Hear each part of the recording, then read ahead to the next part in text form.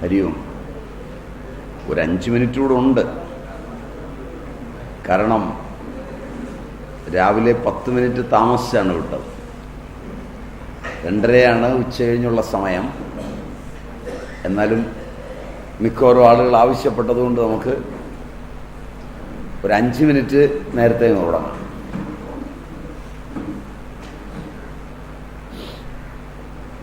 നമ്മൾ ധർമ്മം, അർത്ഥം, കാമം, മോക്ഷം എന്നിവയെ ഏതാണ്ട് ചെറിയ രൂപത്തിൽ ഒന്ന് നിർവചിച്ചു. അതിൻ്റെ ശ്രുതിപ്രധാനങ്ങളായ അംശങ്ങളെ ചൂണ്ടിക്കാണിക്കുകയും ഗീതാപ്രധാനമായത് ഭാഷ്യം ഉൾക്കൊണ്ടുകൊണ്ട് പറയുകയും ചെയ്തു. അതിനെ അവലംബിച്ച് പുരുഷാർത്ഥങ്ങളായ ധർമാർത്ഥ കാമങ്ങളെ മനസ്സിലാക്കി ധർമാവലംബിയായി പുരുഷാർത്ഥ നിർണയം ചെയ്ത് ഏത് വർണ്ണത്തിൽ ഏത് ആശ്രമത്തിൽ ഇരിക്കുന്നു എന്ന് വിധിപൂർവം അറിഞ്ഞ് സ്വേ വർണ്ണത്തിന് അനുഗുണമായി ആശ്രമത്തിനനുഗുണമായി കർമ്മങ്ങളെ ചെയ്ത് ഈശ്വരാർപ്പണമായി കർമ്മങ്ങളെ ചെയ്ത്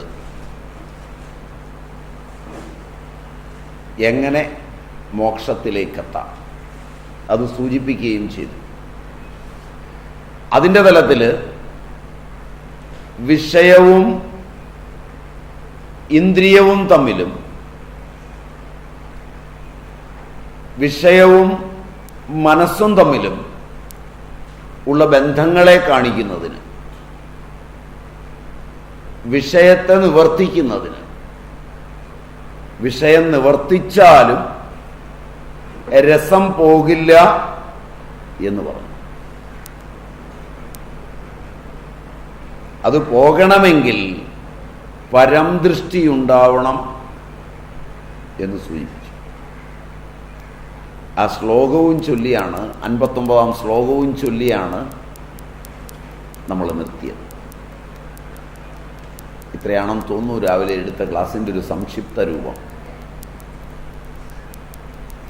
അത്രയും ഓർക്കണം തുറന്നെടുക്കുമ്പോൾ. വിഷയാ വിനിവർത്തന്തേ നിരാഹാരസ്യ ദേഹിനഃ രസവർജം രസോപ്യസ്യ പരം ദൃഷ്ട്വാ നിവർത്തതേ. അതുകൊണ്ട് അതിൻ്റെ രസം അവിടെ കിടക്കും. അത് അനുകൂലമായ പരിതസ്ഥിതിയിൽ പ്രഫുല്ലമാവുകയും ചെയ്യും. അപ്പൊ ഇന്ദ്രിയങ്ങളെ കൊണ്ട് വിഷയങ്ങളെ അനുഭവിക്കാത്ത കാലത്തോളം വിഷയങ്ങളിൽ നിന്ന് അവൻ നിവർത്തിക്കുന്നു എങ്കിലും അതിലുള്ള രസം തങ്ങി നിൽക്കുന്നു. അത് വർജിക്കുന്നത് വലിച്ചെറിഞ്ഞ് പറ്റില്ല. പരമാർത്ഥ ദർശനം കൊണ്ടേ പറ്റൂ.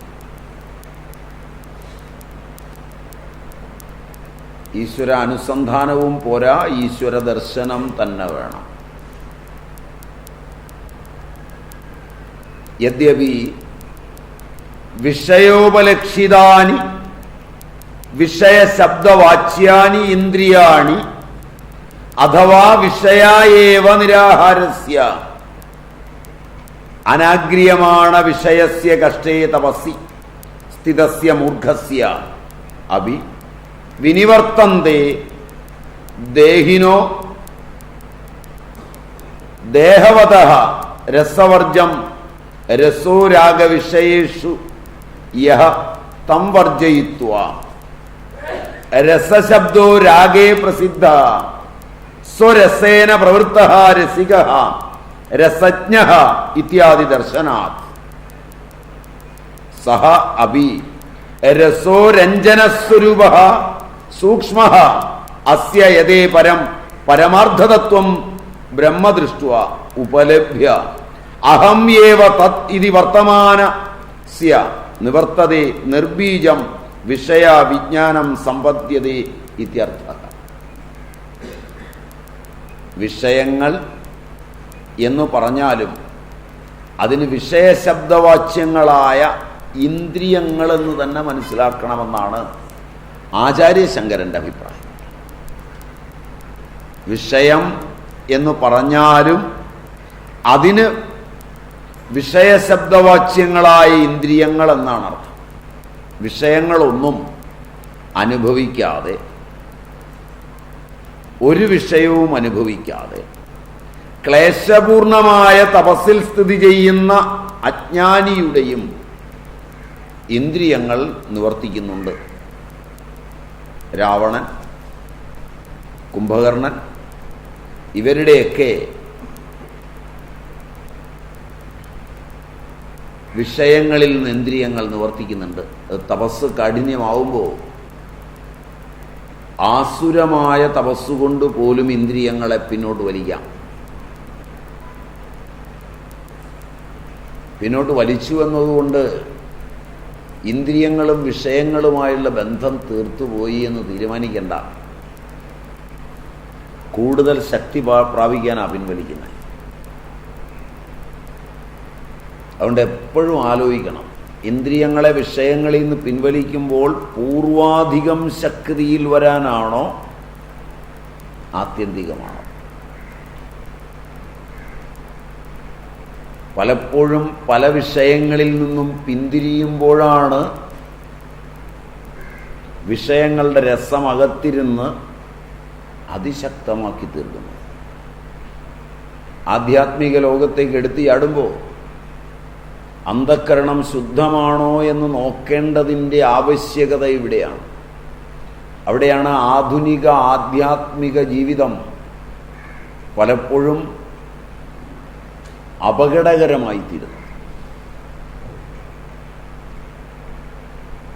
അതുകൊണ്ട് വളരെ ആലോചിച്ചുറച്ച് അന്ധക്കരണത്തിൻ്റെ വിശുദ്ധി ഉറപ്പാക്കി കഴിഞ്ഞ്, അല്ലെങ്കിൽ ഇത് വളരെ എളുപ്പമാണ് എന്ന് മനസ്സിന് തോന്നും. ചന്ദനം തൊടുന്നതോ ഭസ്മം ധരിക്കുന്നതോ അത്തരം ആചാരങ്ങളിൽ പെടുന്നതോ ഒന്നും ക്ലേശമല്ല. പക്ഷെ അതിൽ പെടുമ്പോൾ അത് സൂചിപ്പിക്കുന്ന ഒരു ആധ്യാത്മിക അനുഭവം ക്ലേശഭൂയിഷ്ടം. വാക്കുകൾ കൊണ്ടിത് പറയാൻ പഠിക്കാനും വിഷമമില്ല. പക്ഷെ രസങ്ങളിൽ നിന്ന് പിൻവലിയാൻ പണിയാണ്. അതുകൊണ്ട് തപസ്സിലിരിക്കുന്ന അജ്ഞാനിയുടെയും ഇന്ദ്രിയങ്ങൾ നിവർത്തിക്കും. എന്നിരുന്നാലും ശരീരമുള്ള കാലത്തോളം അവയിലുള്ള താല്പര്യം നിശേഷം വർജിക്കപ്പെടുന്നില്ല. അതാണ് ഇതിൻ്റെ ബുദ്ധിമുട്ടുള്ള കാര്യം. ദേഹവതഃ ദേഹിനോ ദേഹവതഃ രസവർജം രസോ രാഗവിഷയേഷു യഹ തം വർജയിത്വാ. ഇത് വളരെ പ്രധാനപ്പെട്ട കാര്യമാണ്. രസമെന്നതിന് രാഗമെന്ന് പ്രസിദ്ധാർത്ഥം. രസികൻ, രസജ്ഞൻ എന്നൊക്കെ പറയും. രമിപ്പിക്കുന്ന സ്വരൂപത്തോടുകൂടിയതും നമ്മെ രമിപ്പിക്കുന്നതും സൂക്ഷ്മവുമായ രസവും പരമാർത്ഥതത്വവുമായ ബ്രഹ്മത്തെ അറിഞ്ഞ് യാതൊരുവൻ യതി അത് ഞാൻ തന്നെ എന്ന് സാക്ഷാത്കരിക്കുന്നു. അതോടുകൂടിയാണ് വേരോടെ നശിക്കുന്നത്. അതുവരെ വിഷയം വിട്ടുപോകില്ല. അപ്പോൾ വിഷയം പോകാൻ രണ്ട് കാര്യം വേണം. ഒന്ന്, വിഷയങ്ങളിൽ നിന്നുള്ള മോചനം. രണ്ട്, പരം ദൃഷ്ടി, ഈശ്വര ദർശനം. അതുകൊണ്ട് ജ്ഞാനത്തിന് ഈശ്വര ദർശനമാണ് ശരിയായ വഴി. ജ്ഞാനം ഈശ്വര ദർശനം തന്നെയാണ്. ശരിയായ വഴിയിൽ പരം ദൃഷ്ടി ഉണ്ടായില്ലെങ്കിൽ വിഷയങ്ങൾ വിട്ടുപോകില്ല. ന അസതി സമ്യക് ദർശനേ രസസ്യ ഉച്ഛേദഃ തസ്മാത് സമ്യക് ദർശനാത്മികായാഃ പ്രജ്ഞായാഃ. അപ്പോ അതുകൊണ്ടാണ് ആചാര്യൻ അതിന് പറയുക സ്ഥൈര്യം കർത്തവ്യമിതി അഭിപ്രായഃ. സ്ഥൈര്യം കർത്തവ്യം ഇതി അഭിപ്രായഃ. ഏത്? തസ്മാത് സമ്യക് ദർശനാത്മികായാഃ പ്രജ്ഞായാഃ. അതിനെയാണ് ആചാര്യൻ സ്ഥൈര്യമെന്ന് കർത്തവ്യമെന്ന് പറഞ്ഞിരിക്കുന്നത്. പരിപൂർണമായ കാഴ്ച, അതിനെയാണ് പരമാർത്ഥജ്ഞാനമെന്ന് പറയുന്നത്. വസ്തുവിൻ്റെ പരമാർത്ഥത്തെ അറിയുക. എല്ലാത്തിൻ്റെയും പരമാർത്ഥം ഏകമാവും.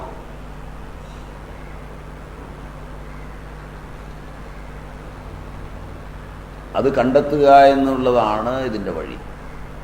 ഭുവനത്തെ അഴിച്ചു നോക്കിയാൽ അവശേഷിക്കും അണുക്കളായി ക്രമാൽ. അവയും പുനരുറ്റു നോക്കിയാൽ അവഭാസിക്കും അഖണ്ഡബോധമായി. വിദ്യാനന്ദ തീർത്ഥപാദരുടെ ഭഗവത് ദർശനം എന്ന കൃതിയിലുള്ളതാണ്.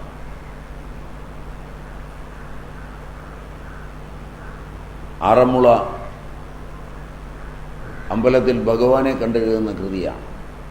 അയ്യ കൃഷ്ണ ഭവത്സ്വരൂപമെൻ നയനങ്ങൾ കതിദൂരമെങ്കിലും, എൻ്റെ കണ്ണുകളിൽ നിന്ന് അതിദൂരെയാണ് നിൻ്റെ രൂപം, പക്ഷെ ഞാൻ കാണുന്നത് അവിടെയല്ല, എൻ്റെ ഉള്ളിലാണ് നിന്നെ കാണുന്നത് എന്ന് പറഞ്ഞു തുടങ്ങുന്ന ഒരു കൃതിയാണ്. അദ്ദേഹത്തിൻ്റെ ഒരു ശിഷ്യയ്ക്ക് പലപ്പോഴും പഠിക്കുന്നതിന് വേണ്ടി പദ്യരൂപത്തിൽ, ഫിസിക്സിൻ്റെ പ്രൊഫസറായിരുന്നു ശിഷ്യ എന്നാണ് എൻ്റെ ഒരു ഓർമ്മ. ചിദ്വിലാസിനി എന്നാണ് പേര്. അവർക്ക് വേണ്ടി എഴുതിയതാണെന്ന് തോന്നുന്നു പല കൃതികൾ. അങ്ങനെയാണ് പറഞ്ഞു കേട്ടിരുന്നത്. അപ്പോൾ ഇവരെല്ലാം സമ്മതിക്കുമോ എന്ന് എനിക്കറിയില്ല.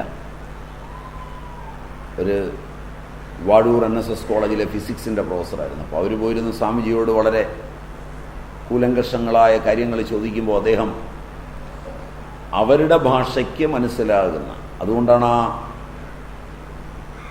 ഭുവനത്തെ അഴിച്ചു നോക്കിയാൽ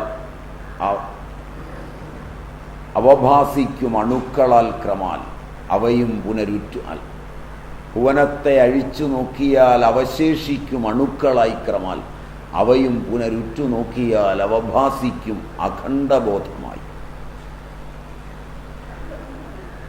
ഭുവനത്തെ അഴിച്ചു നോക്കിയാൽ അവശേഷിക്കും അണുക്കളായി ക്രമാൽ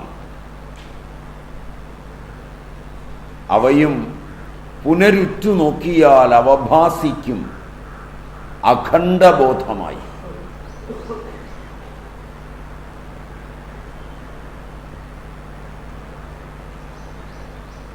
ദർശനങ്ങളുടെ കൂട്ടുപിടിച്ച് തന്നെ എഴുതിയതാണ് വിദ്യാനന്ദ തീർത്ഥപാദർ. ചട്ടമ്പിസ്വാമി പരമ്പരയിലെ ഒരു ആചാര്യനാണ്. അദ്ദേഹത്തിൻ്റെ ഒരുപാട് ഗ്രന്ഥങ്ങളുണ്ട്, നല്ല ഗ്രന്ഥങ്ങളാണ്. ഒരാഴ്ച തപോവന സന്നിധിയിൽ തപോവന സ്വാമികളുമായി അദ്ദേഹം സംശയ നിവാരണത്തിന് ചോദിക്കുന്ന ചോദ്യങ്ങളും അതിനുള്ള ഉത്തരങ്ങളും അടങ്ങുന്നതാണ് ഒരാഴ്ച തപോവന സന്നിധിയിൽ. മറ്റൊരു കൃതിയാണ് ബ്രഹ്മദർശനം. ഇത് ഭഗവത് ദർശനം.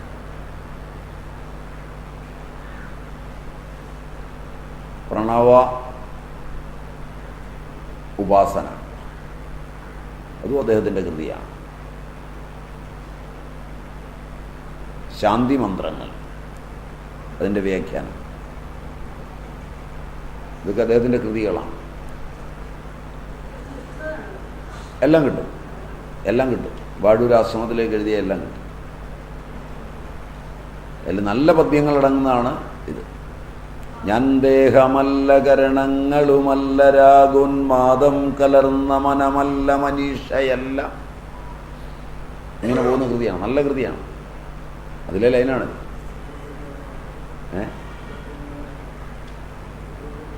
അതെല്ലാം അതിനകത്തുള്ളതാണ്. കുളിർതിങ്കൾ നശിക്കിലും ദിവാകര തേജസ് മറഞ്ഞു പോകിലും ജ്വലനൻ വിലയിക്കിലും ചരാചരമിപ്പാരു വിളക്കുമേ ഭവാൻ. അതൊക്കെ അതിനകത്തുള്ളത് തന്നെയാണ്. അത് ആറന്മുള ഭഗവാനെയാണ് സംബോധന ചെയ്തുകൊണ്ട് തുടങ്ങുന്നത്. അത് കഴിഞ്ഞിട്ട് അവിടുന്ന് ഭഗവത് സ്വരൂപം കണ്ട് എഴുതുന്നതാണ്. നല്ല കൃതിയാണ്. ഈ ഭുവനത്തെ അഴിക്കുക, ശങ്കരനും ഗംഭീരമായിട്ട് പറഞ്ഞിട്ടുണ്ട്, വളരെ ഗംഭീരമായിട്ട്. അതിൽ നിന്നാണ് ഇതെല്ലാം ഉണ്ടായത്.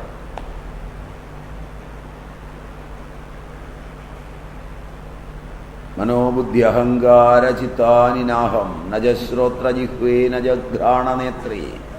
ആ ശങ്കരൻ അവസാനം പറയുന്നുണ്ട്, വിശ്വം ദർപ്പണ ദൃശ്യമാനനഗരി തുല്യം നിജാന്തർഗതം. അതിൻ്റെ വലിപ്പം കൃത്യമായി പറയുന്നുണ്ട് ശങ്കരൻ. ആദ്യത്തെ ഭാഗമൊക്കെ വർണർ ഹൈസൻബർഗിനുമൊക്കെ അല്പമാത്രമായെങ്കിലും മനസ്സിലായിട്ടുണ്ടാവാം. പക്ഷെ രണ്ടാം ഭാഗം മനസ്സിലാകാൻ സാധ്യതയില്ല. ഇത് എത്രത്തോളം ഉണ്ടെന്നുള്ളത്, എത്രയാണ് ഈ ജഗത്തിൻ്റെ വിസ്താരം, ചിന്മാത്ര വിസ്താരിതം. ജ്ഞാനത്തോളം വിസ്താരമായി ഇതിനുള്ളൂ. ഓരോരുത്തൻ്റെയും ജഗത്ത് അവൻ്റെ അറിവിനോളം, ജഗത് ബോധത്തോളം വിസ്താരമുള്ളതാണ്.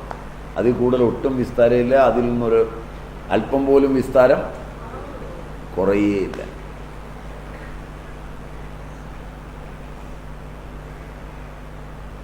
അതുകൊണ്ടാണ് ഒരിക്കൽ ചോദിച്ചു, ഹിമാലയത്തിൽ എത്ര കൊട്ട മണ്ണുണ്ടെന്ന് ഒരു ഇൻ്റർവ്യൂവിൽ. ഇപ്പോഴത്തെ ഇൻ്റർവ്യൂ ഒക്കെ അങ്ങനെയാണല്ലോ അല്ലേ? ചെന്നവും വെള്ളം എടുക്കാനായതുകൊണ്ട് പറഞ്ഞു, ഒരു കൊട്ട മണ്ണേ ഉള്ളൂ സാർ, അത്രയും വലിയ കൊട്ടയ്ക്ക് ഒരു കൊട്ട അത് തന്നാൽ മതി എന്ന് പറയുന്നത് പോലെയാണ് ഇതിൻ്റെ വലിപ്പം. ഇത് നിങ്ങൾക്ക് മനസ്സിലാവുമോ എന്നറിയില്ല. അതുകൊണ്ട് സമ്യക് ദർശനം, ആ സമ്യക് ദർശന ലക്ഷണ പരിപൂർണമായ കാഴ്ച, പരമാർത്ഥ ദർശനം എപ്പോഴാണോ ഇല്ലാതെ വരുന്നത്, അപ്പോൾ ആസക്തി വേരോടെ പിഴുതെറിയപ്പെടുന്നില്ല. ആസക്തി അവിടെ കിടക്കും. എല്ലാ ആസക്തിയും വേരോടെ പിഴുതെറിയണമെങ്കിൽ ഭഗവത് ദർശനം സാധിക്കണം. അതുകൊണ്ട് സമ്യക് ദർശനത്തിലും ജ്ഞാനത്തിലും സ്ഥൈര്യം സമ്പാദിക്കുന്നത് ഒരുവന്റെ കർത്തവ്യമാണെന്നാണ് അഭിപ്രായമെന്നാണ് ശങ്കരൻ പറഞ്ഞത്. കർത്തവ്യം, പുരുഷാർത്ഥം സമ്യക്കായിട്ട് ഉള്ള ദർശനത്തിൽ ജ്ഞാനം സമ്പാദിച്ച്, സ്ഥൈര്യം സമ്പാദിച്ച് സ്ഥിരമായി നിൽക്കുക. അതിലെ സ്ഥൈര്യമാണ് ഏറ്റവും ആടി ഉലഞ്ഞു പോകുന്നത്. ഇതൊക്കെ ശരിയാണെന്ന് കേൾക്കുമ്പോൾ തോന്നും, ഇവിടുന്ന് ഇറങ്ങി വേറെ കൂട്ടുകൂടുമ്പോൾ ഇതല്ല ശരിയെന്ന് തോന്നും. അതാണ് ഇത് പഠിക്കുന്ന ആളുകൾ കേൾക്കുമ്പോഴൊക്കെ ഇത് ശരിയാണ് എന്ന് തോന്നും. ആവശ്യം വേണേ ഒരു ക്ലാസ്സും പോയിടും. അത് കഴിഞ്ഞ് പോയി ക്ലബിലോട്ടിരുന്ന് കഴിഞ്ഞാൽ വെള്ളം ചേർക്കാതെടുത്തോരമൃതിന് സമമം നല്ലിളങ്കള്ള് ചില്ലിൻ വെള്ള ഗ്ലാസിൽ പകർന്ന് അങ്ങനെ രുചികരമം മത്സ്യം ഹംസാദി കൂട്ടി ചെല്ലും തോതിൽ ചെലുത്തി ചിരികളികൾ തമാശത്തു മേളിപ്പതേക്കാൾ സ്വർലോകത്തും ലഭിക്കില്ലുപരി ഒരു സുഖം ഭോഗവേദാന്തമേ നീ എന്നും പറയും. ഇങ്ങനെ രണ്ടിലും കളിക്കും ചെല്ലും. കേട്ടിട്ടില്ല? ചങ്ങമ്പുഴ ഇ വിയോടുള്ള ബന്ധം കൊണ്ട് പറ്റിയതാ. പിന്നെ ഇ വി ആയിട്ടുള്ള ബന്ധത്തിന് ശേഷമാണ് ആസവം സേവിക്കാൻ തുടങ്ങിയത്. ഇ വിയെ നിങ്ങളറിയില്ലാന്ന് തോന്നുന്നു. ഇ വി കൃഷ്ണപിള്ള എന്ന് പറയും, അടൂർ ഭാസിയുടെയൊക്കെ കാരണവര്. അവർ തമ്മിൽ കണ്ടുമുട്ടിയില്ലായിരുന്നെങ്കിൽ ചങ്ങമ്പുഴയെ ഇങ്ങനെ പോകില്ലായിരുന്നു എന്ന് പറയും. അതും കുറച്ചൊക്കെ ഉണ്ടാവും, അവിടെ എവിടെയൊക്കെ കുറച്ചുണ്ടാവും. കൺമണി മഹൻ മുതലായവർക്ക് ശേഷം മലയാള ഭാഷ ശീലോടുകൂടിയ നാവിൽ കളിച്ചിട്ടുണ്ട്. അതിൻ്റെ തുടർച്ചയിലാണ് പിന്നീട് വന്നവർ കുറച്ചെഴുതിയത്. ഇനി രാമവർമ്മ വരെ എന്ന് തോന്നുന്നു.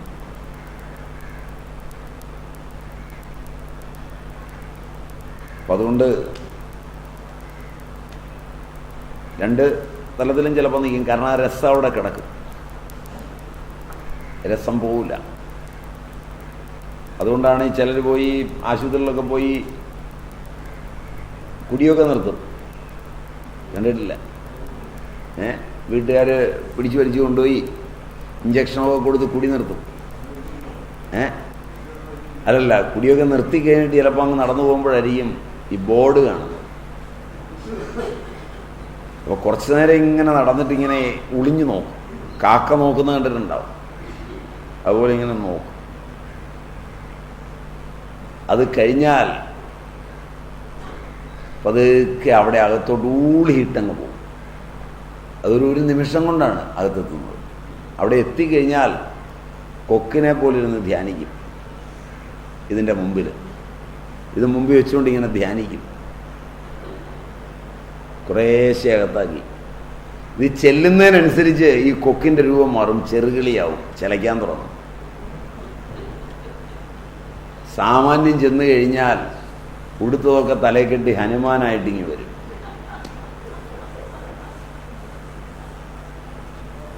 ആ വരുന്ന വരവിന് വീണാൽ കുംഭകർണനാവും. പിറ്റേ ദിവസം രാവിലെ എഴുന്നേറ്റാൽ ഭാര്യയെ പിടിച്ചും മക്കളെ പിടിച്ചും ആണയിടും. ഒരു തുള്ളി കുടിച്ചിട്ടില്ല. വിഭീഷണനുമാവും. അങ്ങനെയാണ് നമ്പ്യാരാശാൻ പറഞ്ഞിരിക്കുന്നത്. കാക്ക, കൊക്ക്, ചെറുകിളി, ഹനുമാൻ, വീണാൽ കുംഭകർണൻ, പിറ്റേന്നാൾ വിഭീഷണൻ. നിങ്ങളിലൊന്നും പെടുകയില്ലെന്ന് വിചാരിക്കാം.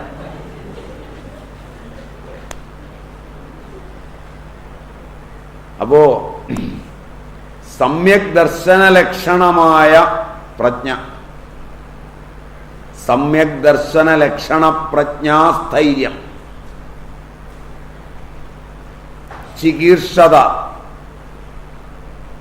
ഇതൊക്കെ അതിന് വേണം. അതിന് ആചാര്യൻ പറയും, സമ്യക് ദർശന ലക്ഷണ പ്രജ്ഞാസ്ഥൈര്യം ചികീർഷത ആദൗ ഇന്ദ്രിയാണി സ്വവശേ സ്ഥാപയിതവ്യാനി യസ്മാത്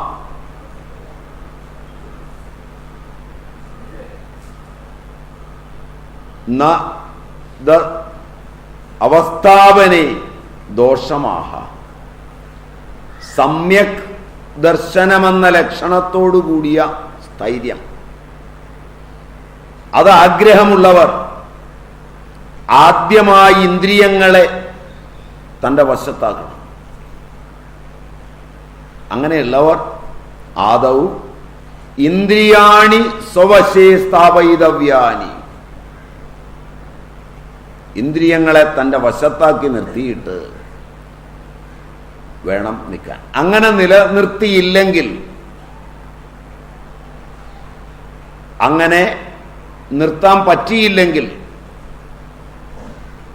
അനവസ്ഥാപനെ ദോഷമാഹ. അനവസ്ഥാപനം വന്നാൽ, അങ്ങനെ അവസ്ഥാപനം വന്നില്ലെങ്കിൽ വീണുപോകും. ആരൊക്കെ വീണുപോകും? ഏത് കെങ്കേമനും വീഴും. അടിതെറ്റിയാൽ ആനയും വീഴും. അതാണ് അടുത്ത ശ്ലോകത്തിൽ പറഞ്ഞത്. 60-ാം ശ്ലോകത്തിൽ കൃത്യമായി പറയും, യതതോ ഹ്യപി കൗന്ദേയ പുരുഷസ്യ വിപശ്ചിതഃ ഇന്ദ്രിയാണി പ്രമാദീനി ഹരന്തി പ്രസഭം മന. അവിടെ പ്രസഭം, പ്രകടാസഭ, ആരെയെല്ലാമാ കൊണ്ടുപോകുന്നത്?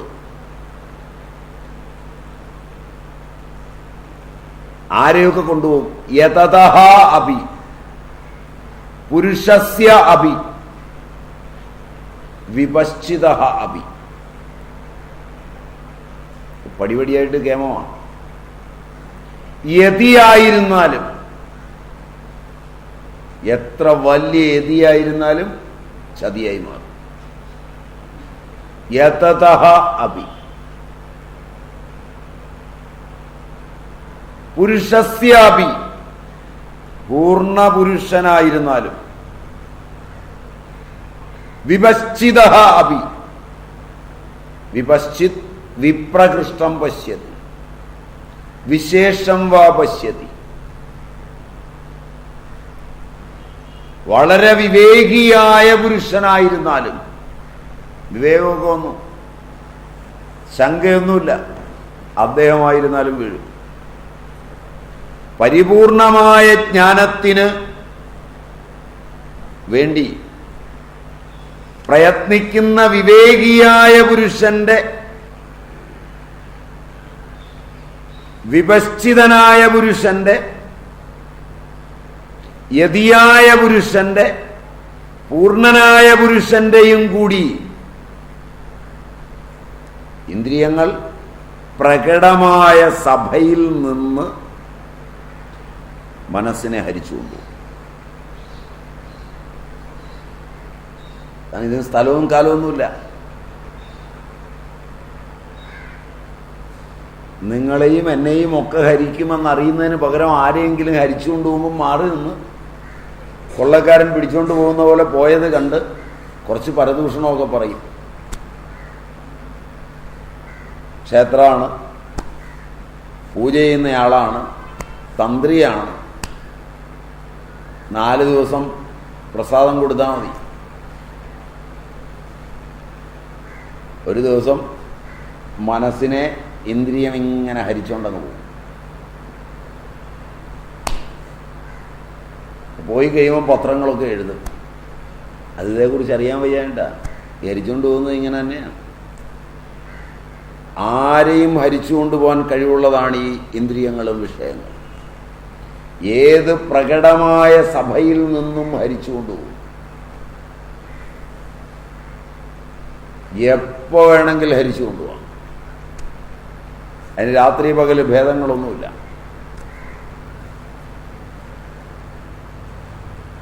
അത്ര കഴിവുള്ളതാണ് വിഷയവും ഇന്ദ്രിയവും തമ്മിലുള്ള ബന്ധം. കാരണം അതിൻ്റെ രസം അവിടെ കിടക്കുന്നതുകൊണ്ടാണ് വലിച്ചുകൊണ്ട് പോകുന്നത്. അത് നമ്മുടെ ഓർമ്മയ്ക്കകത്ത്, നമ്മുടെ ചരിത്രത്തിൽ എഴുതി വെച്ചിട്ടുണ്ട്. രാവിലെ പറഞ്ഞ പോലെ അതിലൊരു സെറ്റ് കമ്പ്യൂട്ടറിലേ പറ്റുള്ളൂ എന്നാണ് ഒരാൾ പറഞ്ഞു. മറ്റേതിന് വെളിയിലുള്ളതാണെന്ന് കൂട്ടിയാൽ മതി. അപ്പോൾ അത്തരം ആളുകളും വേറെ ഉണ്ടെന്ന് പറയുന്നുണ്ട്. അതുകൊണ്ട് പിന്നെ പേടിക്കാനില്ല. അതുകൊണ്ട് സാധാരണഗതിയിലുള്ള ആളുകളെയൊക്കെ വലിച്ചുകൊണ്ട് പോകും. ഇതൊക്കെ നേടിയതാണെങ്കിലും അത് കാണുമ്പോൾ ഇതെല്ലാം വേറെ വേറെ ആളുകളാണെന്നൊന്നും കരുതണ്ട. ഇത് ചരിത്രാതീത കാലം മുതൽ ഇങ്ങനെ വലിച്ചുകൊണ്ട് പോയിട്ടുണ്ട്. ചിലർ വലിച്ചുകൊണ്ട് പോയാൽ പോയിടത്തേക്ക് അങ്ങ് പോകും.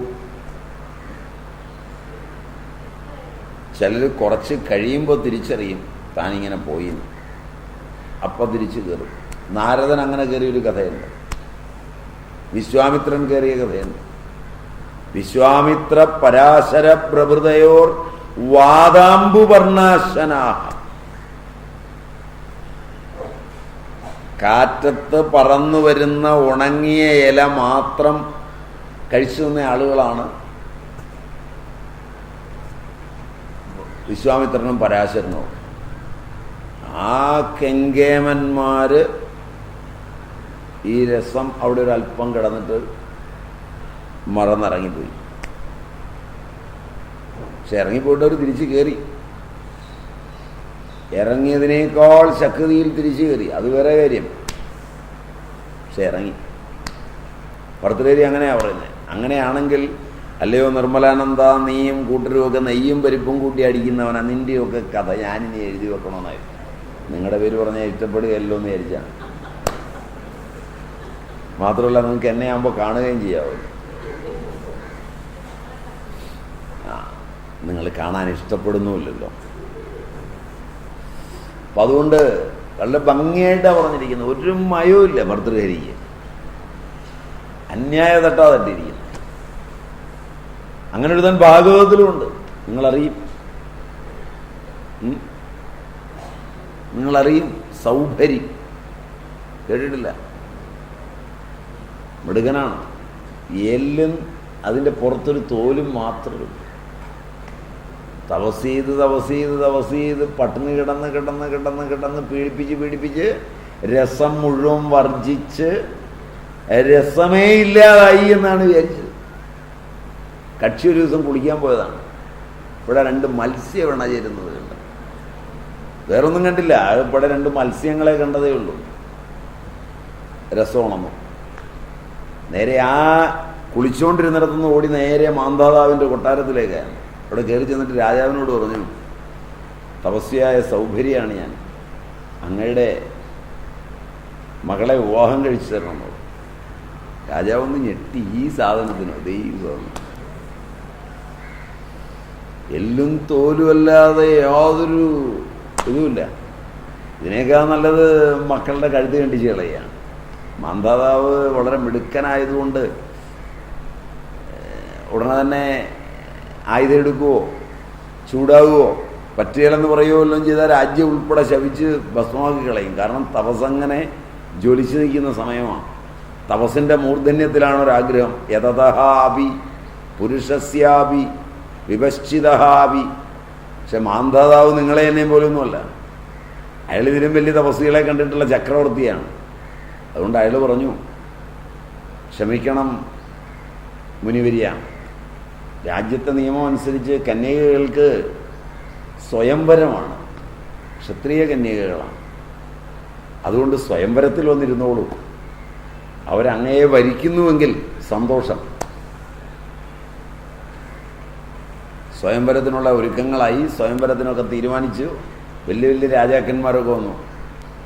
സൗഭര്യം വന്നു, അതീവ സുന്ദരനായിട്ട്. ഇതുവരെയുള്ള തപസ് എന്തായാലും വേണ്ടിയില്ല, 2ഉം കൽപ്പിച്ച് ഇത് മുഴുവൻ ചിലവായാലും വേണ്ടിയില്ല, അവിടെ പോയിരിക്കുക. ഇത്രയും കാലം കഷ്ടപ്പെട്ട് വെള്ളവർക്കാതെ നിന്നത് മുഴുവൻ കളഞ്ഞ് നല്ല ഗംഭീരനായിട്ട് വന്നിരിക്കുകയാണ്. നല്ല തുടുത്ത മുഖവും ഒരുമാതിരി നല്ല ബിയർ അടിച്ചിരിക്കുന്ന ആളുകളുടെ മുഖം പോലൊക്കെ നല്ല തുടുത്ത മുഖമൊക്കെ ആയിട്ട് വന്ന് അങ്ങനെ ഇരിക്കുകയാണ്. അപ്പോൾ കണ്ടു കഴിഞ്ഞപ്പോഴേക്ക് കന്യകകൾക്ക് വലിയ ഇഷ്ടമായി. ഒരുത്തി കൊണ്ട മാലയിട്ട് ബാക്കിയുള്ളവളെല്ലാം കൊണ്ടുവന്ന് മാലയിട്ട്. ഇനി ഒരുപാട് പേരെ എന്തിനാ കല്യാണം കഴിക്കുന്ന, ഇയാളെ തന്നെ ആയിക്കോട്ടെ. കുറേ കാലം ജീവിച്ച് പിള്ളേരുമൊക്കെ ആയി ജീവിച്ചതിനിടയ്ക്കൊരു ഓർമ്മ വന്നു. എങ്ങനെയാണ് ഞാനിവിടെ വന്നത്? ഞാനെങ്ങനെ ഈ പരുവത്തിലായി? ഇടയ്ക്കൊക്കെ അങ്ങനെ ആലോചിക്കണേ, ഞാൻ എങ്ങനെ ഈ പരുവത്തിലായി? സാധാരണക്കാരനെ പെട്ടെന്ന് ആലോചിച്ചാൽ പിടിയിട്ടില്ല. ഞാൻ എങ്ങനെയാ ഇങ്ങനെ ആയത് ചോദിക്കും. മനസ്സിലായില്ല. അല്ല, നിന്നോട് എനിക്ക് ഒരു ചോദ്യമേ ചോദിക്കാനുള്ളൂ. ഞാൻ എങ്ങനെ ഇങ്ങനെയായി? ഞാൻ ഇങ്ങനെയൊന്നും ആയിരുന്നില്ലല്ലോ എന്ന് പറയും. എന്ന് പറഞ്ഞാൽ അതിൻ്റെ അർത്ഥം നീയാ എന്നെ ഈ പരുവത്തിൽ എത്തിച്ചതെന്നൊരു വ്യംഗ്യത്തിലാണ്. ഇത് തന്നെയാ എനിക്ക് നിങ്ങളോടും ചോദിക്കാനുണ്ടായുള്ളത്. ഞാനെങ്ങനെ ഇങ്ങനെയായി? 2 പേരും ചോദിക്കുമ്പോൾ പിള്ളേരപ്പുറത്തും ഇപ്പുറത്തും നിന്ന് ഇങ്ങനെ നോക്കിക്കൊണ്ടിരിക്കും. പക്ഷേ ഈ നോക്കുന്ന പിള്ളേർ പുറത്ത് പോകും, അവരും ഇങ്ങനെയാവും. മറ്റതാണെങ്കിൽ ഒരു പ്രാവശ്യം നോക്കിയാൽ മതി, മനസ്സിലാകേണ്ടതാണ്. ഇതെല്ലാം പിടികിട്ടുമോ? ശരിയുണ്ടോ?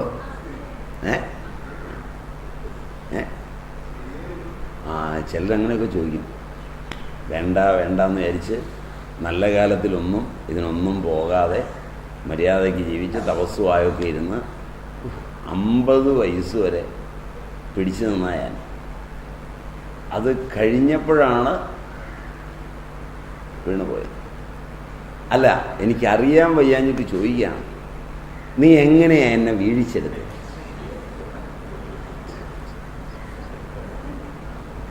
ഇങ്ങനെയൊക്കെ ചോദിക്കുമില്ല. താൻ അധികമൊന്നും പറയണ്ട. ആ മതിലിൻ്റെ പൊക്കത്തിൽ കയറി നിന്നതും കൈയും കാലും കാണിച്ചതും ഒക്കെ പിള്ളേർ കേൾക്കണ്ട.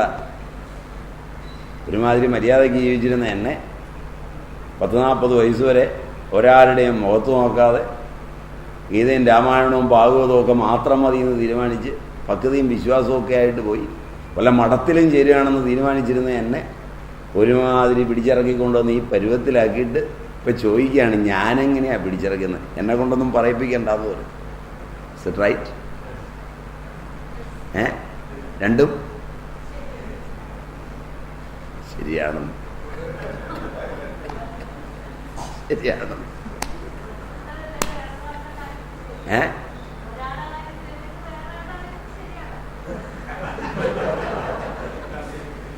രണ്ടിലൊന്ന് ശരിയാണെന്ന്. അപ്പുറത്തുള്ള ആളും ഇത് തന്നെ ആയിരിക്കും പറയുന്നത്.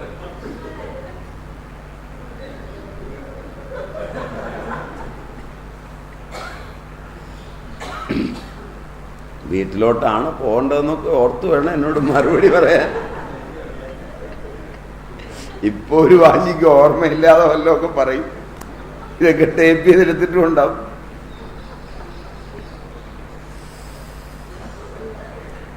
അപ്പം അതുകൊണ്ട് മിക്കവാറും ഒക്കെ പറ്റുന്നതാണ്, സൗകര്യക്ക് പറ്റിയതുകൊണ്ട്. ഒന്നോ രണ്ടോ പേർക്കൊന്നുമല്ല, ജീവിതം എന്ന് പറയുന്നത് ഇങ്ങനെയാണ്. ഏത് നിമിഷവും, ഇത് ഒരു വിഷയമല്ല, ഏത് വിഷയവും. അതുകൊണ്ടാണ് ബുദ്ധിയുള്ളവര് ഹരിദ്വാറിലേക്കും കാശിയിലേക്കും ഒക്കെ പോകുമ്പോൾ ഗംഗയിൽ മുങ്ങാൻ നേരത്ത് ഇഷ്ടമുള്ളത് ഉപേക്ഷിക്കാൻ പറയും. മനസ്സിലായില്ല. അപ്പോഴാണ് ആലോചിക്കുക എന്താ ഉപേക്ഷിക്കണ്ടേ. അപ്പം ചക്കക്കുരു ഗ്യാസാണ്, അതങ്ങ് ഉപേക്ഷിച്ചേക്കാം. അപ്പോൾ പിന്നെ അതിൻ്റെ രസം അവിടെ കിടപ്പില്ല. മനസ്സിലായി? രസം കിടക്കുന്ന ഒരെണ്ണം ഉപേക്ഷിച്ചിട്ട് വരണം, അപ്പോഴാണ് അറിയുക.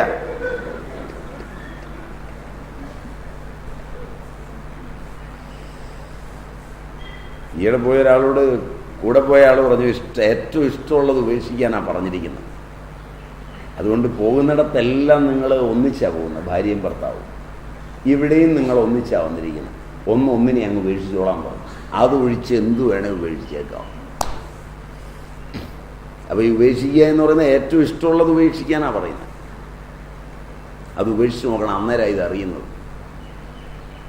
ഏറ്റവും ഇഷ്ടമുള്ള, ഏറ്റവും പ്രിയമുള്ള ഒരു വസ്തു ഉപേക്ഷിക്കാൻ തുടങ്ങുമ്പോൾ രസം ചാടാൻ തുടങ്ങും. ശബ്ദമായാലും രൂപമായാലും രസമായാലും ഗന്ധമായാലും സ്പർശമായാലും ഏതായാലും ഇതാണിത്. ഒന്ന് മെല്ലെ ഒന്ന് ഉപേക്ഷിക്കാൻ ശ്രമിച്ചു നോക്കുക. ഒറ്റയ്ക്കിരുന്നേ ചെയ്യാവൂ. ആരോടും സംസാരിച്ചിട്ടും തീരുമാനം എടുത്തിട്ടൊന്നും ആകരുത്, പിന്നെ നാണക്കേടാ. ഞാൻ ഉപേക്ഷിച്ചു, എന്തിനാ വീണ്ടും സ്വീകരിക്കാൻ? അതിനുപേക്ഷിക്കണ്ട. അതിന് പകരം ഒന്ന് വളരെ രഹസ്യമായി വേണ്ടപ്പെട്ട ഒന്നൊന്ന് ഉപേക്ഷിച്ച് നോക്കാം, അന്നേരം അറിയാം ഒന്നും ഉപേക്ഷിക്കാൻ പറ്റില്ല. കാരണം അതിൻ്റെ രസം അവിടെ കിടക്കും. അതുകൊണ്ടാ പറഞ്ഞത് യതതഹാപി പുരുഷസ്യാപി വിപശ്ചിതഹാപി, പ്രകടമായ സഭയിൽ നിന്നാണ്. അതിന് പരംദൃഷ്ടിയും വേണം ഉപേക്ഷിക്കണമെങ്കിൽ. അതുപോലെ തന്നെ രസവർജവും വേണം. രണ്ടും ഒരുമിച്ച് വേണം. അതുകൊണ്ട് ഭഗവാൻ പറയും, താനി സർവാണി സംയമ്യ യുക്ത ആസീത മത്പരഃ വശേ യസ്യേന്ദ്രിയാണി തസ്യ പ്രജ്ഞാ പ്രതിഷ്ഠിത. താനി സർവാണി സംയമ്യ, സംയമനം വശീകരണം കൃത്വ യുക്ത സമാഹിത സൻ ആസീത മത്പരഃ അഹം വാസുദേവ സർവപ്രത്യേകാത്മാ പരോയസ്യ സമത്പരോന അന്യഃ അഹം തസ്മാത് ഇതി ആസീത് ഇത്യർത്ഥഃ. അതായത് എല്ലാറ്റിനെയും നിയന്ത്രിച്ച്, താനി സർവാണി സംയമ്യ, സകലതിനെയും നിയന്ത്രിച്ചിട്ട് ഏകാഗ്രചിത്തനായി ഭഗവാനിൽ മാത്രം അഗ്രമായ മനസ്സോടുകൂടി എല്ലാവരുടെയും പ്രത്യേകാത്മാവായും എല്ലാവരുടെയും ആത്മാവായും അന്യനല്ലാതെയും ഇരിക്കുന്ന ആ ഈശ്വരനെ, വാസുദേവനെ തന്നെ ധ്യാനിച്ചുകൊണ്ടിരിക്കണം. ഈശ്വരധ്യാനത്തിൽ നിന്ന് അല്പം വിട്ടാൽ വിഷയം കയറി പിടിക്കും. അത് അടുത്തിരിക്കുന്നവനെ പിടിക്കുന്ന. വിഷിണ്വന്തി വിഷയിണം അനുബധ്നന്തി സ്വേനരൂപേണ നിരൂപണീയം കുർവന്തി ഇതി വിഷയ. വാചസ്പതി മിശ്രൻ അങ്ങനെയാ പറയാ. വിഷയം അതിൻ്റെ ഏറ്റവും അടുത്തിരിക്കുന്നവനെ കയറി ഒരു പിടുത്താ പിടിക്കുക.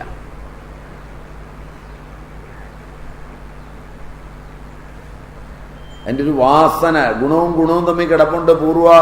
പൂർവകാലത്തിൻ്റെതെങ്കിൽ പെട്ടെന്നാണ് കയറി പിടിക്കുക. വേണ്ടെന്നൊന്നും വിചാരിച്ചിട്ട് കാര്യമില്ല. വേണ്ട എന്നുള്ളത് വേണ്ടണം അല്ലേ, നന്നായിട്ട് മാറും. അതാണ് ഇതിൻ്റെ ഗതി. ഇപ്പൊ വാസുദേവനിൽ നിന്ന് ഞാനെന്ന ചിന്ത നിരന്തരം, ആ വാസുദേവൻ തന്നെയാണ് ഞാൻ, വേറെ ആളല്ല, നിരന്തരം ഉണ്ടാകും. അങ്ങനെ വന്നാൽ ഇത് വളരെ കൃത്യമായി. അപ്പോ രാഗദ്വേഷ വിയുക്തൈസ്തു വിഷയാനിന്ദ്രിയൈശ്ചരൻ ആത്മവശ്യേർ വിധേയാത്മാ പ്രസാദമധിഗച്ഛതി. രാഗദ്വേഷങ്ങൾ വെടിഞ്ഞ്, വിഷയങ്ങളോടുള്ള രാഗവും ദ്വേഷവും വെടിഞ്ഞ്, തനിക്കു സ്വാധീനമായ ഇന്ദ്രിയങ്ങളെ കൊണ്ട് വിഷയങ്ങളിലൂടെ ആസക്തിയില്ലാതെ സഞ്ചരിച്ചുകൊണ്ട് സ്വാധീനമായ മനസ്സോടുകൂടിയവൻ പ്രസാദത്തെ പ്രാപിക്കുന്നു. ഇത്രയാണ് അതിൻ്റെ വഴി. ഇങ്ങനെയാണ് അതിൻ്റെ പൊരുൾ. പ്രസാദേ സർവദുഃഖാനാം ഹാനിരസ്യോപജായതേ പ്രസന്ന ചേതസോ ഹ്യാശു ബുദ്ധി പര്യവതിഷ്ഠതേ. ഇങ്ങനെ പ്രസാദം വന്നാൽ അവൻ്റെ സർവദുഃഖങ്ങളും നശിക്കുന്നു, സ്ഥിരമാകും. ഇതാണ് മോക്ഷത്തിൻ്റെ വഴി. ഇവിടം വരെ എത്തിക്കിട്ടിയാൽ മകനായി. ഈ പ്രസാദാത്മകതയിൽ ഒന്നെത്തുക. അവിടെ സർവദുഃഖങ്ങളും ആത്യന്തിക ദുഃഖദൂർത്തിയാണ്. ഇതിനാണ് യജ്ഞം.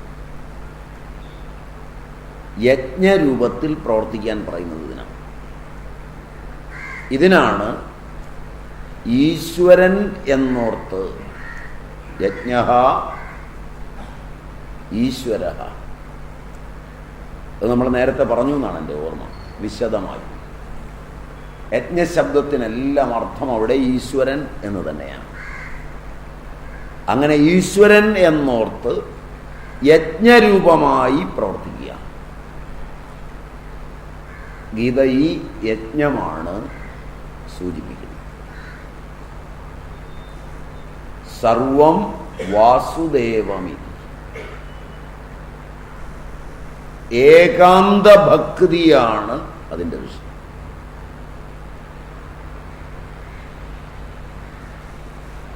ഈയൊരു തലത്തിൽ 2-ാം അധ്യായം 3-ാം അധ്യായത്തിലെ യജ്ഞസങ്കല്പം, യജ്ഞത്തിൽ നിന്ന് വിരുദ്ധമായ ബന്ധമുണ്ടാക്കുന്ന കർമ്മങ്ങൾ, അതിനെ അവലംബിച്ചുള്ള കാമക്രോധാദികൾ 2-ാം അധ്യായത്തിലെ, ഇത് പടിപടിയായി വികസിച്ച് 4-ാം അധ്യായത്തിലെ ചാതുർവർണ്ണ്യ വ്യവസ്ഥ 14-ാം ശ്ലോകത്തിൽ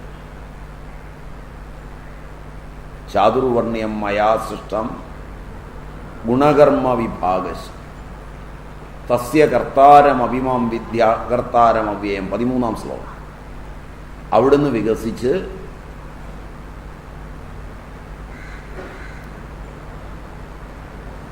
നാലിൽ തന്നെ 17, 18 മുതലായ ശ്ലോകങ്ങളിൽ കർമ്മണ്യകർമ്മയ പശ്യേതകർമ്മണിജ കർമ്മയ സബുദ്ധിമാൻ മനുഷ്യേഷു സയുക്ത കൃഷ്ണകർമ്മകൃത് എന്നിവയിലൂടെ കടന്ന്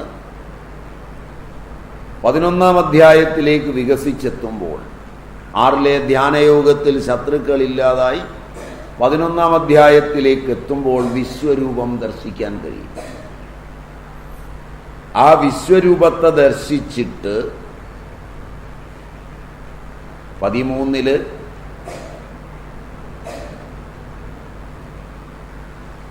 ജ്ഞാനവിജ്ഞാനങ്ങളുടെ അവസ്ഥയെ നല്ലപോലെ മനസ്സിലാക്കി 18 സന്യസിച്ച് മോക്ഷത്തിലേക്ക് എത്തുക. ആ നിവൃത്തി വരെ കൂട്ടിക്കൊണ്ടുപോകുന്ന വിധം ക്രമമായി പറഞ്ഞിരിക്കുന്നതിൽ നിന്ന് പ്രവൃത്തിയും നിവൃത്തിയുമാകുന്ന 2 മാർഗങ്ങൾ ധർമ്മത്തിൻ്റെത് എങ്ങനെ പഠിച്ചെടുക്കാം, അതിൻ്റെ ഒരു ആമുഖ ഉപന്യാസം എന്ന നിലയിലാണ് ധർമാർത്ഥ കാമമോക്ഷങ്ങളെ ഒരടുക്കിൽ നിങ്ങളോടിപ്പോൾ പറഞ്ഞത്. അത്രയും ഒരുമാതിരി തല നിൽക്കുമെങ്കിൽ ബാക്കി ഞാൻ തുടരാം. അല്ലാതെ യുദ്ധമൊന്നുമല്ല ഈ ഗ്രന്ഥത്തിൻ്റെ വിഷയം. അതൊക്കെ സാധാരണ സർവ്വസാധാരണങ്ങളായിരിക്കുന്ന കർമ്മപദ്ധതികളുടെ ഇടയിൽ വന്നു പോകുന്നവയാണ്.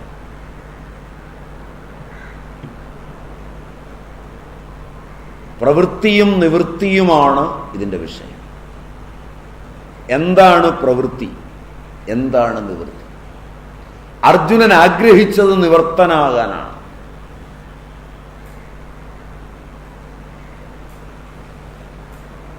നിവർത്തനാകുന്നതിന് ഭാരതം കണ്ടെത്തിയിട്ടുള്ള പദ്ധതികളിൽ ഒന്നാണ്, പ്രഥമമാണ്, പ്രധാനമാണ് സന്യാസം.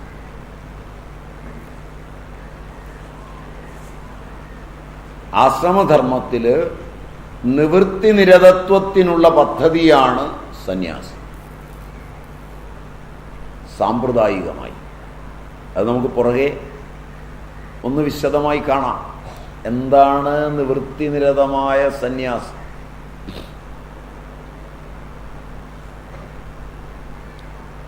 അത് നിവൃത്തിയിലാണെന്ന് ലോകത്തെ ബോധ്യപ്പെടുത്തണം. നിവൃത്തിയിലാണെന്ന് അവനവന് ബോധ്യപ്പെടണം. അവനവന് ബോധ്യപ്പെടാനാണ് ആത്മജ്ഞാനം. ജ്ഞാനം സന്യാസ ലക്ഷണം. പക്ഷെ ജ്ഞാനം ലോകർക്ക് ബോധ്യപ്പെടില്ല. അതിനാണ് വസ്ത്രം സന്യാസ ലക്ഷണം.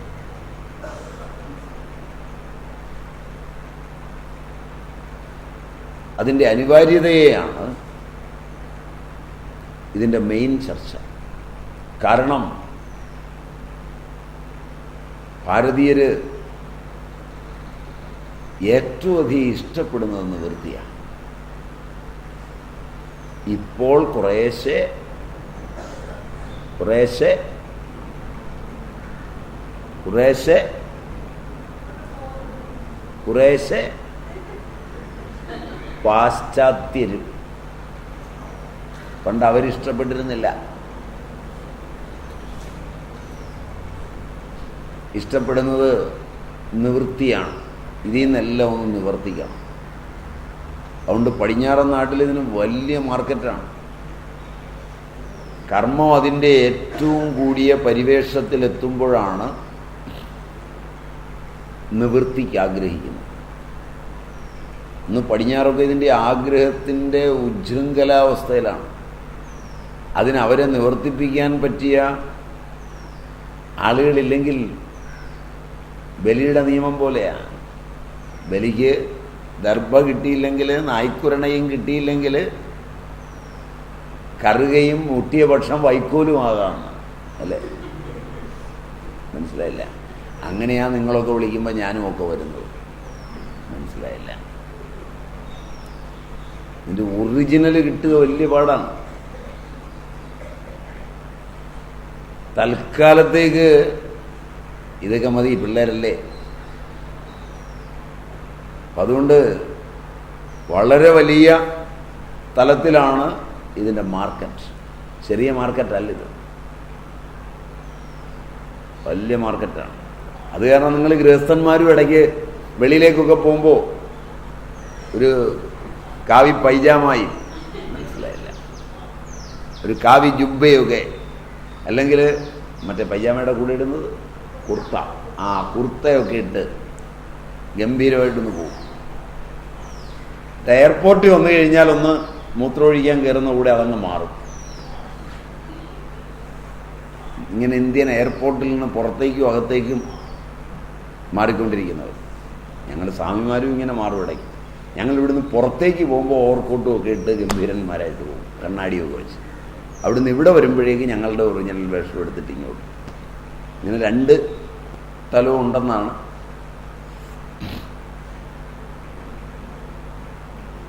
നിങ്ങൾ വല്ലാതെ നോക്കുന്നത്.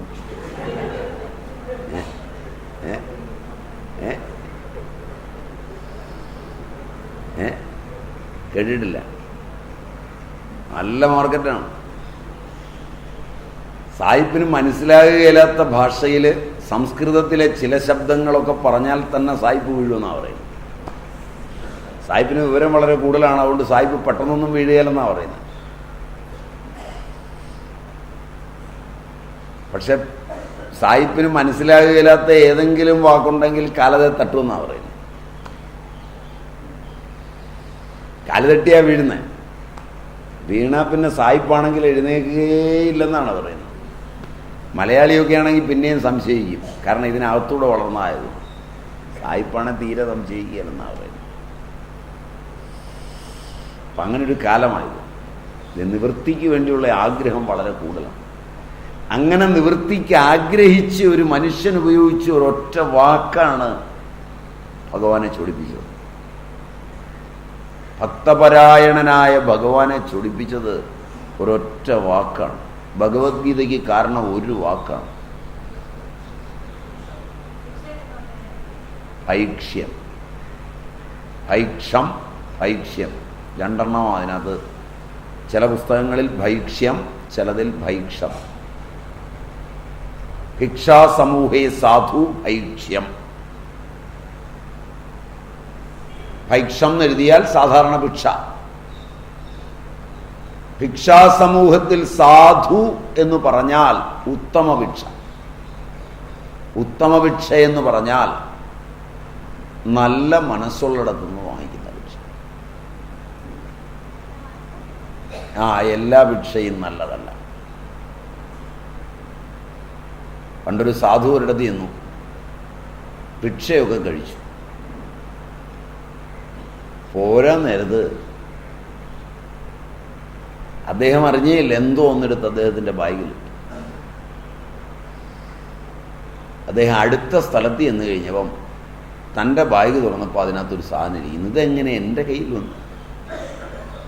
ഇതെൻ്റെ അല്ലല്ലോ, എൻ്റേതല്ലാത്തതൊന്നും എൻ്റെ കയ്യിൽ വരില്ലല്ലോ. അദ്ദേഹം ആകെ ആലോചിച്ചു, വിഷണ്ണനായി. മോഷ്ടാവുമായിരിക്കുന്നു, മോശമാണ്. ഏതായാലും അദ്ദേഹം പോയിടത്ത് പുറകോട്ടുള്ള 1-2 ഭിക്ഷാസ്ഥലങ്ങൾ കയറി ചെന്നപ്പോൾ ഒരിടത്തെയാണ് സാധനം അവർക്ക് കൊടുത്തു. അപ്പോൾ ചോദിച്ചു, ആ ഭിക്ഷ കൊടുത്ത സ്ത്രീയെ വിളിച്ചിട്ട് ചോദിച്ചു, ഇതെൻ്റെ കയ്യിൽ വരരുതായിരുന്നു, എൻ്റെ കയ്യിൽ വന്നു. നീ ഒരു സത്യം പറയൂ, നീ എനിക്ക് തന്ന ആഹാരത്തിൽ ഏതെങ്കിലും ഒരെണ്ണം ശരിക്കുള്ളതല്ലേ? പറഞ്ഞു, അതെൻ്റെ ഭർത്താവ് മോഷ്ടിച്ചു കൊണ്ടുവന്നതാണ് പറഞ്ഞത്.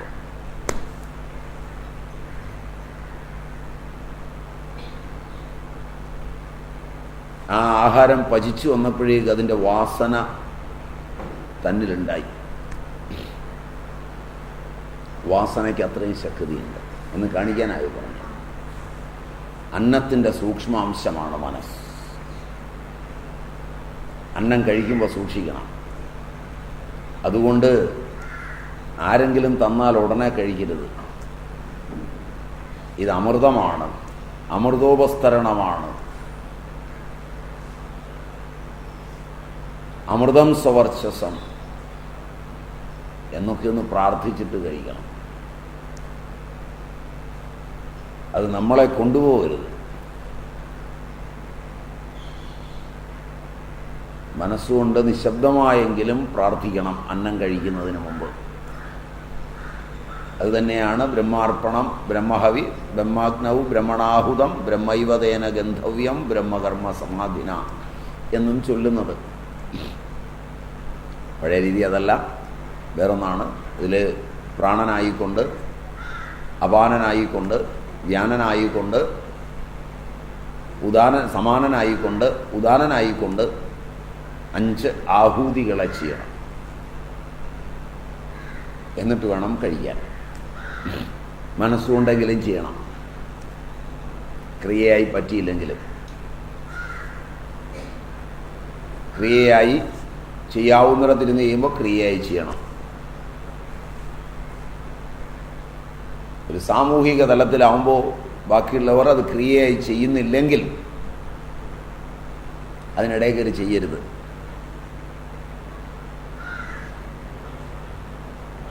മനസ്സുകൊണ്ട് ചെയ്യണം. കാരണം എല്ലാവരും ഇരിക്കുന്നിടത്ത് ക്രിയയായി ചെയ്യുമ്പോൾ ആളുകൾക്ക് ചിലപ്പോൾ ദേഷ്യം വരും. അത് നമ്മളുടെ ജ്ഞാനം പലതും നഷ്ടപ്പെടാനിടയാവും. ആളുകളെ പെട്ടെന്ന് കയറ്റി നിയമങ്ങളും നിഷ്ഠകളും പഠിപ്പിച്ചെടുക്കരുത്. അതിനുള്ള അന്ധക്കരണം വന്നിട്ടേ നിഷ്ഠ പഠിപ്പിക്കാവും. നിഷ്ഠ ആദ്യം പഠിപ്പിക്കുമ്പോൾ ആണ് സമറ്റിക് രീതിയിലായിത്തീരുന്നത്. നിങ്ങളെ ഒറിജിനാലിറ്റിയിൽ മനസ്സിലാകാൻ പറ്റാതെ വരുന്നത് അപ്പോഴാണ്. അത് വരരുത്. അതുകൊണ്ട് നിഷ്ഠ വേണമെങ്കിൽ മാത്രമേ പഠിച്ചെടുക്കാവൂ, അതിനുള്ള അന്ധക്കരണം ശുദ്ധമായിട്ട്. അപ്പം ആ തലത്തിൽ യജ്ഞരൂപമായി ഈശ്വരനാണെന്നോർത്ത് ചെയ്യുക എന്ന് പറയേണ്ടി വന്നത് അർജുനൻ ഉപയോഗിച്ച ഒരൊറ്റ പദമാണ് ഭിക്ഷ. 2 തരത്തിലും നിങ്ങളുടെ പുസ്തകത്തിലുണ്ട്. ചിലതിൽ ഭൈക്ഷ്യം, ചിലതിൽ ഭൈക്ഷം. ഭൈക്ഷം എന്ന് പറഞ്ഞാൽ ഭിക്ഷ. ഭിക്ഷ സന്യാസലക്ഷണമാണ്. ഭിക്ഷ ജ്ഞാനലക്ഷണമാണ്. ഭിക്ഷ ആപദ്ധർമ്മത്തിലും ആവാം. രോഗമൊക്കെ വന്നാൽ മാറാൻ ഒരേ ഒരു വഴി ഭിക്ഷയാണ്. വലിയ ഉയരങ്ങളിലിരിക്കുന്ന ആള് രോഗം മാറാൻ ആഗ്രഹിച്ച് കുറേ വീടുകളങ്ങ് തെണ്ടുക, നടന്ന് തെണ്ടി കഴിച്ച് ഗോപുരങ്ങളിൽ കിടന്ന് ക്ഷേത്രഗോപുരങ്ങളിൽ കിടക്കുക.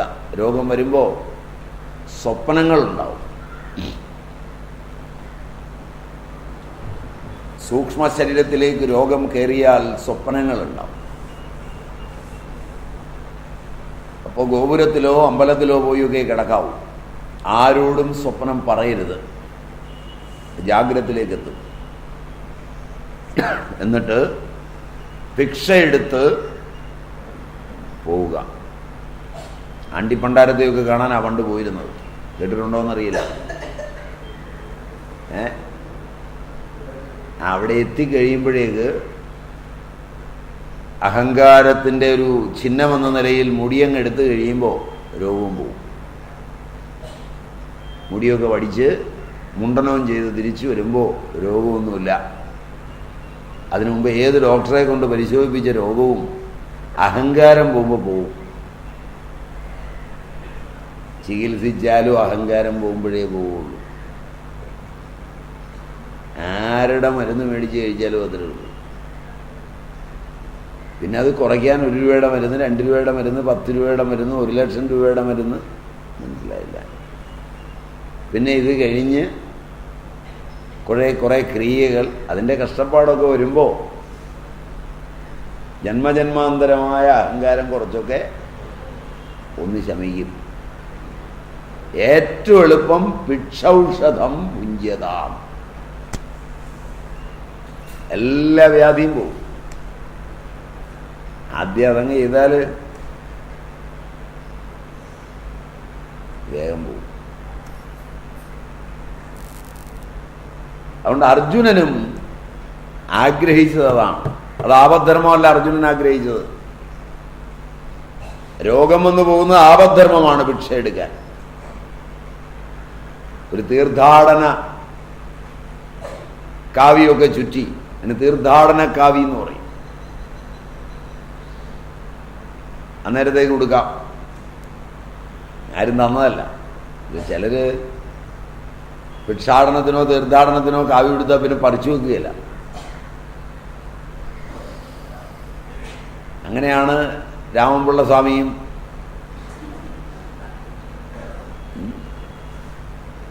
ഗോപാലസ്വാമിയും ഒക്കെ ഉണ്ടാകുന്നത്. സാമ്പ്രദായികമല്ല. സാമ്പ്രദായികമായി ഇതിന് വിധിയുണ്ട്. സാമ്പ്രദായികമല്ലാതെ ഭിക്ഷയെടുത്ത് പോകാൻ, ഭിക്ഷയില്ലാതെ വേഷം കെട്ടിയൊരുക്കി അർജുനൻ. മനസ്സിലായില്ല. അത് കൃഷ്ണൻ നന്നായി അറിയാം. കൃഷ്ണൻ നല്ലപോലെ സഹായിക്കുകയും ചെയ്തു. ഭാരതീയ സംസ്കൃതിക്ക് ലോപം വരുമായിരുന്നെങ്കിൽ കൃഷ്ണൻ സഹായിച്ചു കൊടുക്കുമായിരുന്നു. ഒരു വേഷം കെട്ടിയൊരു പെണ്ണിനെ അടിച്ചുകൊണ്ട് പോകുന്നതിന് ഇന്നൊന്നും തുടങ്ങിയതൊന്നും അല്ലത്. ഇതിനി ഒരു 100 അടിച്ചുകൊണ്ട് പോയാലും ഇന്ത്യൻ സന്യാസത്തിന് കേടൊന്നും വരികയില്ല.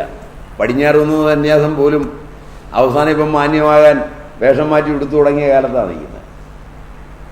കാരണം ഇതിന് കേടൊന്നും വരില്ല. അതുകൊണ്ട് ഇത്തരമൊക്കെ ഇടയ്ക്ക് ഉണ്ടാകണം, എങ്കിലേ ഇതിനൊരു പബ്ലിസിറ്റി ഉണ്ടാവും. മനസ്സിലായില്ല. പിന്നെ ഇത് തരംതിരിക്കാൻ അറിയണം.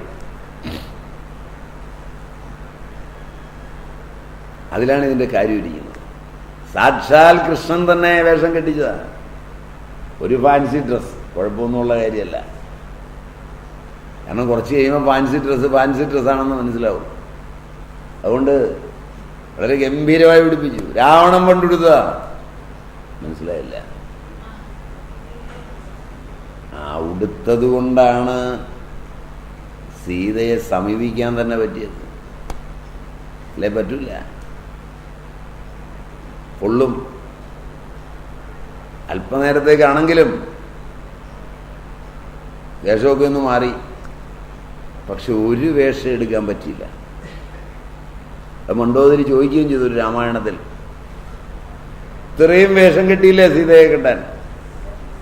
ഇത്രയൊക്കെ കഷ്ടപ്പാടുണ്ടോ? ആ രാമന്റെ വേഷം അങ്ങ് കെട്ടിക്കൂടായിരുന്നു. മനസ്സിലായില്ല.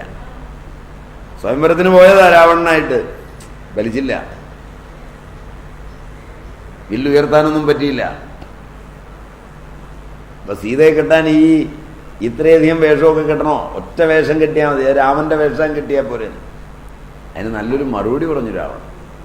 അതൊന്നും അറിയാനാണിടി ഈ വേഷമൊക്കെ കെട്ടുന്നത്. അതറിഞ്ഞാൽ പിന്നെ വേഷം കെട്ടില്ല. അപ്പം അതുകൊണ്ട് രാവണനും കെട്ടിയതാണ്. കെട്ടിയിട്ട് വലിയ കുഴപ്പമൊന്നും ഉണ്ടായില്ല. സീതയെ കൊണ്ടുപോയി. ഫലമൊക്കെ എങ്ങനെയാ വന്നതെന്ന് നിങ്ങൾക്കറിയാം. ഇയാളും കെട്ടിയതാ ഒരിക്കൽ. കെട്ടിയവനോടായി പറയുന്നത്. ആരാ? അർജുനൻ.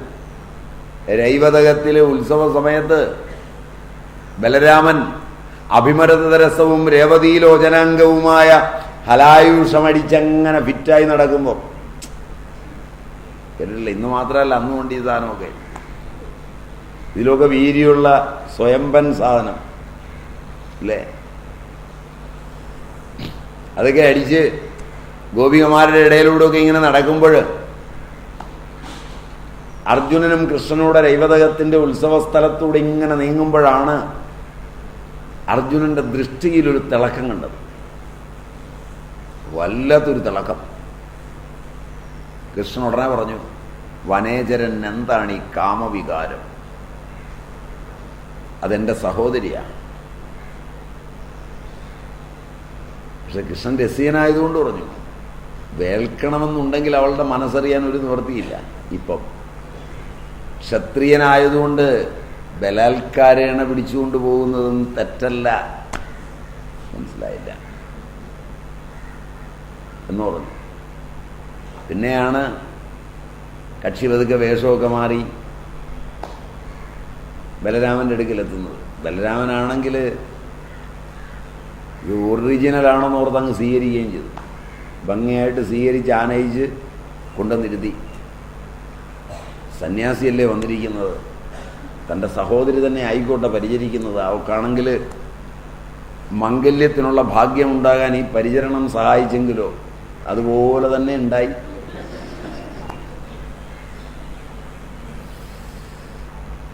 നല്ല മഹർഷീശ്വരന്മാരെയൊക്കെ പരിചരിച്ചാണ് പലരും പലതും നേടിയിട്ടുള്ളത്. അതുകൊണ്ടെന്നാൽ ഒരു കാര്യം ചെയ്യാം, പരിചരിക്കാനാക്കിയേക്കാമെന്ന് വിചാരിച്ചാണ് ബലരാമനാക്കിയത്.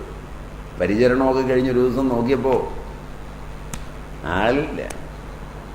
എന്താ പറ്റിയേ? വിഷയാ വിനിവർത്തന്തേ നിരാഹാരസ്യ ദേഹിനഃ മുതൽ ശ്ലോകത്തിലെടുത്ത പോലെ അടിച്ചുപോയി. പോയി കഴിഞ്ഞപ്പോൾ ബലരാമൻ്റെ നിറവൊക്കെ മാറി. ബലരാമൻ പറഞ്ഞു, ഇന്ന് അസ്തമയത്തിന് മുമ്പ് ഞാൻ ഭൂമിയിൽ കൗരവരില്ലെന്നാക്കും. അവനുണ്ടിടത്ത് പാത്രമിട്ടുടച്ചിരിക്കുന്നു. ഒരുപാട് ബഹളമൊക്കെ വെച്ചിട്ടും കൃഷ്ണൻ അനങ്ങുന്നില്ല. അപ്പോൾ ബലരാമൻ ചെന്ന് ചോദിച്ചു, കണ്ണാ നീ എന്താ ഒന്നും മിണ്ടാത്തത്? കൃഷ്ണൻ വളരെ സൗമ്യമായി പറഞ്ഞു, നല്ലതാണ്. ഏട്ടൻ പോയി കഴിഞ്ഞാൽ അർജുനനെ ശരിയാക്കിയിട്ട് വരും, യാതൊരു സംശയവുമില്ല. പക്ഷെ ഏട്ടൻ തോറ്റുപോയാലോ അതിനേക്കാൾ നാണക്കേടുമാണ്. നമുക്കത്ര ചേരാത്ത ഒരുത്തനൊന്നും അല്ല അർജുനൻ. ആ നിലയ്ക്ക് അനുനയപൂർവം കൊണ്ടുവരികയാണ് നല്ലത്. ഇനി അർജുനനെ കൊന്നാലും അർജുനൻ തോറ്റാലും അർജുനന് നമ്മോട് പക വന്നാലും നഷ്ടം നമ്മുടെ സഹോദരിയെ അപ്പുറത്ത് നിൽക്കുന്നത്. മനസ്സിലായില്ല? ഇത് നിങ്ങളൊക്കെ ചിന്തിക്കാറുണ്ടോ? വാശി വരുമ്പോൾ ഇങ്ങനെയൊക്കെ ചിന്തിക്കാറുണ്ടോ? ഈ വാചകമൊക്കെ ഒന്ന് എഴുതിക്കൊണ്ട് പോയാൽ ഇനിയും വല്ല ആവശ്യവും വരും.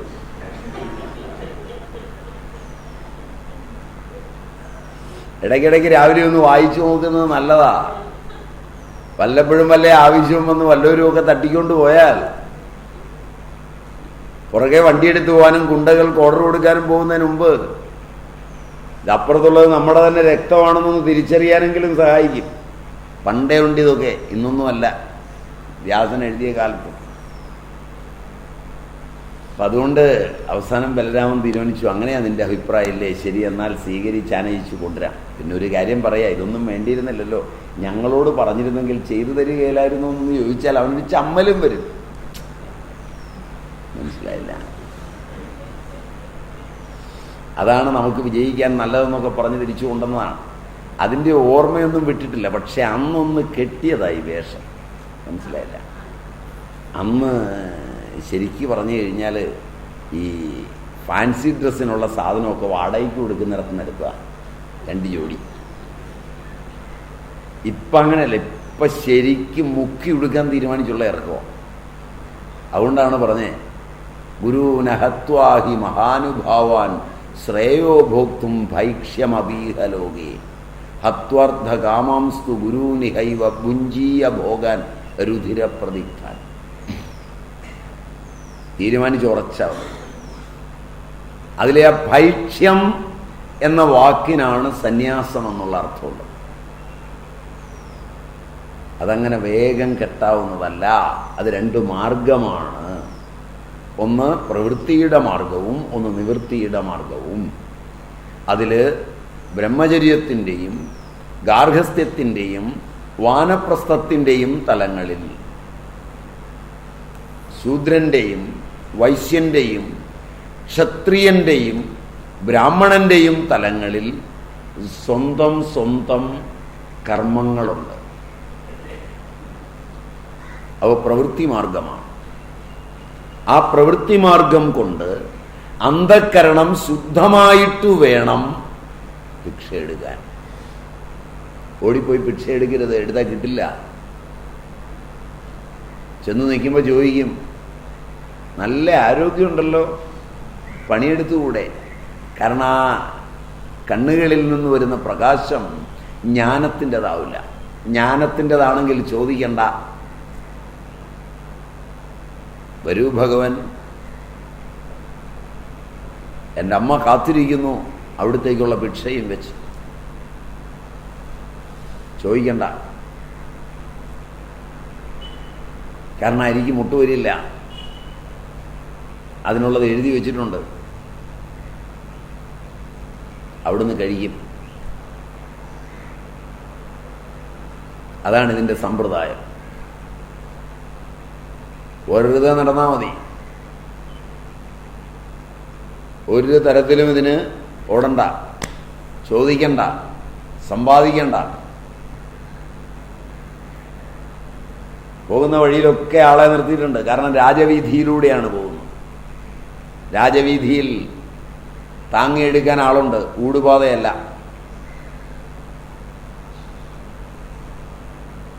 അതിനുള്ള ടിക്കറ്റ് ഉണ്ട് അവിടുന്ന്. മനസ്സിലായോന്നറിയില്ല. ഉണ്ണാനുള്ള ടിക്കറ്റും കൊടുത്താ വിട്ടിരിക്കുന്നത്. അങ്ങനെയാണ് ഞങ്ങൾ ഈ ഉണ്ണാനന്ദന്മാർ നടക്കുന്നത്. അപ്പോൾ അതാ ടിക്കറ്റ് കൈ കിട്ടിയാൽ പിന്നെ പേടിക്കാനില്ല. ഏത് രാജ്യത്തും എവിടെയും എവിടെ ചെന്നാലും ഉണ്ടാവും. അതിന് ഒരല്ലലും വരില്ല. അതുവരെ നീ ഈ വേഷം കെട്ടണ്ടാവാം. നിനക്ക് കർമ്മം ബാക്കിയുണ്ട്. അപ്പം അതിൻ്റെ വഴി പ്രസാദമാണ് അവസാനം. അതിന് നീ യജ്ഞം ഈശ്വരൻ എന്നോർത്ത് പ്രവർത്തിക്കണം, എന്നിട്ട് നിവർത്തിക്കണം. ഇപ്പം ഏതാണ്ട് നമ്മൾ ധർമ്മം, അർത്ഥം, കാമം, മോക്ഷം ഇവയെ അടിസ്ഥാനപ്പെടുത്തിയുള്ള ഒരു ചർച്ചയെ ഒരു തലത്തിൽ കൊണ്ടുവന്ന് നിർത്തി.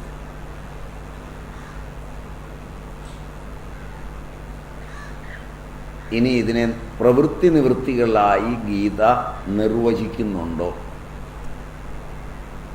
നമ്മൾ ഗീത മാത്രമാണ് ബേസിക്കായിട്ട് എടുത്തു പോകുന്നത്. ബാക്കിയുള്ളതിൽ നിന്നൊക്കെ അല്പമാത്രമായ ഉദ്ധരണികൾ മാത്രമേ ഉള്ളൂ. തുടക്കത്തിൽ തന്നെ പറഞ്ഞു എന്നാണ് എൻ്റെ ഓർമ്മ.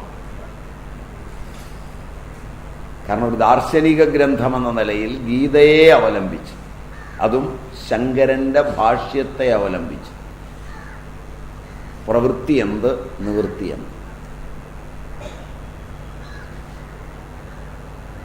ധർമ്മത്തിൻ്റെ രണ്ട് ലക്ഷണങ്ങളാണ് പ്രവൃത്തിയും നിവൃത്തി. അതിനെ നമുക്കിനി അടുക്കോടെ ഒന്ന് കാണാം. നേരത്തെയും ഒന്ന് സൂചിപ്പിച്ചു എങ്കിലും ദ്വിവിധമാണ് വേദോക്തമായ ധർമ്മം: പ്രവൃത്തി ലക്ഷണയും നിവൃത്തി ലക്ഷണം. അതുകൊണ്ട് പറയുക, മുമുക്ഷോഹോ സർവകർമ്മ സന്യാസവിധാനാത്. സന്യാസിക്ക്, മോക്ഷം ഇച്ഛിക്കുന്നവന്, മുമുക്ഷുവിന്, മുമുക്ഷു സാധകനായ സന്യാസി, മുക്തൻ സിദ്ധനായ സന്യാസി. സന്യാസത്തിന് രണ്ട് തലങ്ങളുണ്ട്. മുമുക്ഷു സന്യസിച്ചു നിൽക്കുമ്പോൾ അത് സാധക ലക്ഷണങ്ങളുള്ള സന്യാസിയാണ്. ജ്ഞാനം കൈവരുന്നതനുസരിച്ച് ബ്രഹ്മവിദ്, ബ്രഹ്മവിദ് വരൻ, ബ്രഹ്മവിദ് വരീയാൻ, ബ്രഹ്മവിദ് വരിഷ്ഠൻ എന്നൊക്കെ സാധനയുടെ അവസ്ഥകളുണ്ട്. സിദ്ധിയുടെ അവസ്ഥകളുണ്ട്. അപ്പൊ കൈവന്ന ജ്ഞാനം ഏത് അവസ്ഥയിൽ, ജ്ഞാനമാണ് സന്യാസ ലക്ഷണം. സവികൽപ്പം, നിർവികൽപ്പം, നിർവൃത്തി, നിർവാസന, ഇങ്ങനെയൊക്കെ അവസ്ഥകളുണ്ട്.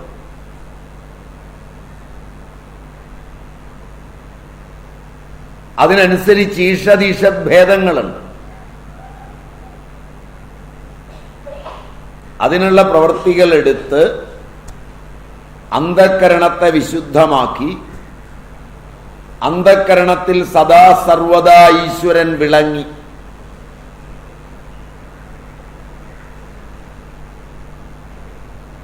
ഈശ്വരൻ ഇരിക്കാനുള്ള സ്ഥലം ഹൃദയാരവിന്ദമാണ്.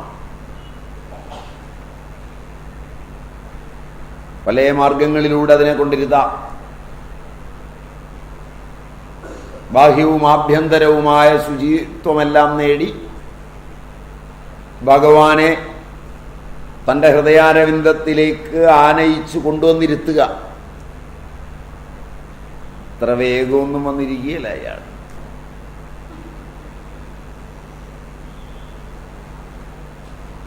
അതിന് അകളങ്കിതയായ ഭക്തി വേണം.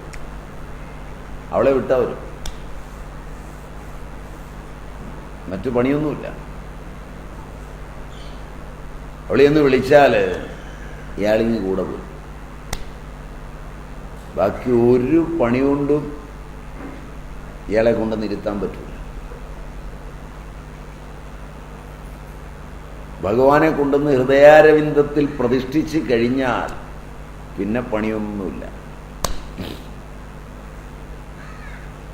പിന്നെ ഈ ജന്മം സഫലമാണ്. സാധാരണഗതി വിചാരിക്കുന്നത് അത് കിട്ടിയാൽ സഫലമാണെന്നാണ്. കിട്ടിക്കഴിഞ്ഞറിയാം ഒരു മണ്ണാങ്കട്ടയില്ല. അതുകൊണ്ട് ശരിയായ രീതിയിൽ മുമുക്ഷോഹോ സർവകർമ്മ സന്യാസവിധാനാത്, മോക്ഷമിച്ഛിക്കുന്നവന് സർവകർമ്മ സന്യാസമാണ് വിധി. ഏഷണാത്രയങ്ങളുടെ ത്യാഗം, ത്യാഗം സന്യാസലക്ഷണം. പുത്രേഷണായ വിത്തൈഷണായ ച ലോകൈഷണായശ്ച വിദ്യായാഥ ഭിക്ഷാചര്യം ചരന്തി. പുത്ര ഏഷണ, വിത്ത ഏഷണ, ലോക ഏഷണ ഇവയെ ത്യജിച്ചിട്ട് ഭിക്ഷയാചിച്ച് സഞ്ചരിക്കുക. അതാണ് സന്യാസ ലക്ഷണം.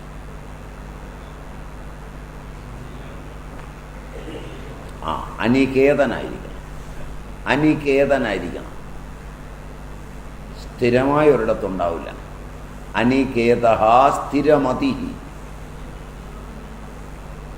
ബുദ്ധി സ്ഥിരമായിരിക്കും. താമസം ഉണ്ടാവില്ല. ഭക്തിമാൻ യോ പ്രിയോ നരഹ എന്നാണെന്ന് തോന്നുന്നു. ഭഗവത്ഗീത 12-ാം അധ്യായമാണെന്ന് തോന്നുന്നു. അല്ലേ അല്ലേ 12-ലാണോ പറയുന്നതെന്ന് തോന്നുന്നു. അപ്പൊ അവിടെ പുത്രയേഷണയെയും വിത്തയേഷണയെയും ഇതിലേതെങ്കിലുമൊക്കെ ഉണ്ടാവും. ഇത് പോയൊന്ന് ഇടയ്ക്കിടയ്ക്ക് നോക്കണം.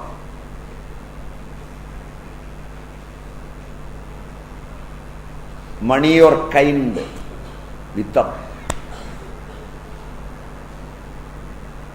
അതിൽ ഭ്രമിക്കുന്നുണ്ടോ എന്ന് നോക്കണം. അതിൽ ഭ്രമമുണ്ടെങ്കിൽ ഏഷണ പോയിട്ടില്ല, വിത്തേഷണ പോയിട്ടില്ല. പുത്രേഷണ എന്ന് പറഞ്ഞാൽ എനിക്കൊരു പുത്രൻ വേണം, ദത്തെടുത്തെങ്കിലും ഒരു പുത്രനെ വളർത്തണം. വിവാഹം കഴിച്ചില്ല, വയസ്സായി, ലോകം എന്നോട് പൊരുത്തപ്പെടുന്നില്ല, എന്നെ നോക്കാൻ ഒരാൾ വേണം, കയ്യിൽ കാശുണ്ട്, ദത്തെടുത്താണെങ്കിലും ഒരുത്തനെ നിർത്തുക. ഇല്ലെങ്കിൽ ആരെയെങ്കിലും ശമ്പളത്തിനെങ്കിലും നിയമിച്ച് മകനെ പോലെ സ്നേഹിക്കുക. പുത്രവാത്സല്യം. ആശ്രമങ്ങളിലൊക്കെ ചെന്നാൽ പറയും, ഞാൻ എൻ്റെ പുത്രനെ പോലെ നിന്നെ സ്നേഹിച്ചു. പുത്രനായിട്ട് സ്നേഹിക്കുന്നതിലും അപകടമാണ് പുത്രനെ പോലെ സ്നേഹിക്കുന്നത്. അത് ഏഷണ കിടക്കുന്നതുകൊണ്ടാണ്. തൻ്റെ ഗുരുവിൻ്റെ മഹത്വം പറയാനായിട്ട് ചില ശിഷ്യന്മാരങ്ങനെ പറയും. പുത്രനിർവിശേഷമായ വാത്സല്യമായിരുന്നു എന്നോട് അദ്ദേഹത്തിന് എന്ന് പറഞ്ഞാൽ അദ്ദേഹം ഏഷണാത്രയത്തിൽ നിന്ന് മോചനം നേടിയില്ലെന്നാണ് ഈ ഏഭ്യൻ പറഞ്ഞു പറ്റിക്കുന്നത്. ഗുരുവിൻ്റെ മഹത്വമാണ് പറയുന്നത്.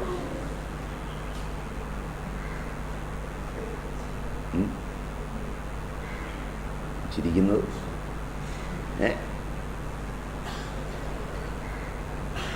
ഞാൻ പറഞ്ഞ നുണയാന്ന് തോന്നുന്നു. അതൊക്കെ ഈ ഗുരുക്കന്മാരെ പറ്റി ഇങ്ങനെ അടിച്ച് പറയും. അങ്ങനെ ചരിത്രമൊക്കെ എഴുതി വെക്കും. എഴുതി വെച്ച് കഴിഞ്ഞാൽ ഇതുപോലെ മാറ്റാൻ പറ്റുമോ പിന്നെ?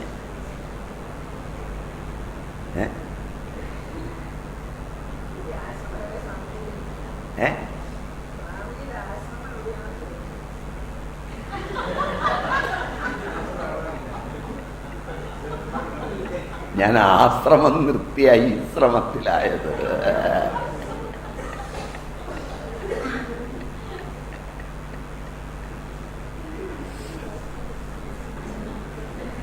അപ്പൊ ഇത്രയും നേരം എന്നെ കേട്ടിട്ട് എൻ്റെ ആശ്രമം നിങ്ങൾക്ക് ആർക്കും പിടികിട്ടിയില്ല.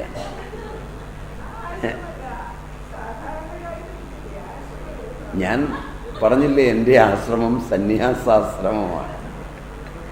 ഇത് ഞാൻ രാവിലെ പറഞ്ഞു എന്നാണ് എൻ്റെ വ്യംഗ്യഭംഗിയ ഞാൻ പറഞ്ഞു എന്നാണ് എനിക്ക് തോന്നുന്നത്.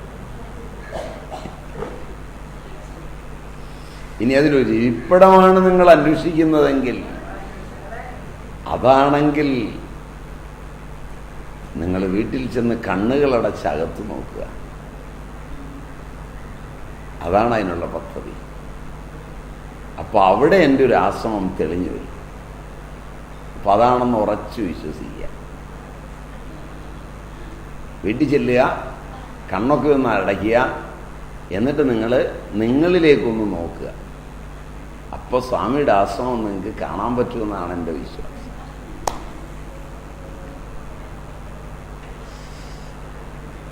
അപ്പൊ ഇനി ഞാൻ സ്ഥലം ചൂണ്ടിക്കാണിച്ചില്ല എന്ന് വേണ്ട. ഇല്ലെങ്കിൽ അത് കണ്ടില്ലെങ്കിൽ അന്നേരം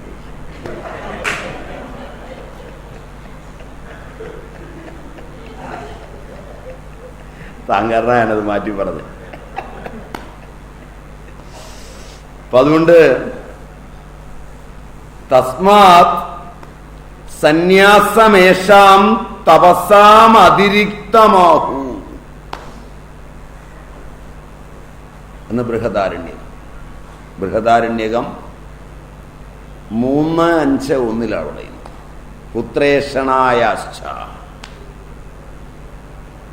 വിത്തേഷണായാശ്ച ലോകേഷണായാശ്ച വ്യുദ്ധായാധ ഭിക്ഷാചര്യം ചരന്തി. പുത്രേഷണയെയും വിത്തേഷണയെയും ലോകേഷണയെയും ത്യജിച്ചിട്ട് അവൻ ഭിക്ഷയാചിച്ച് സഞ്ചരിക്കുന്നു. അതിനെ തുടർന്നാണ് പറയുന്നത് തസ്മാത് സന്യാസമേഷാം തപസാം അതിരിക്തമാഹു. നാരായണ ഉപനിഷത്ത്.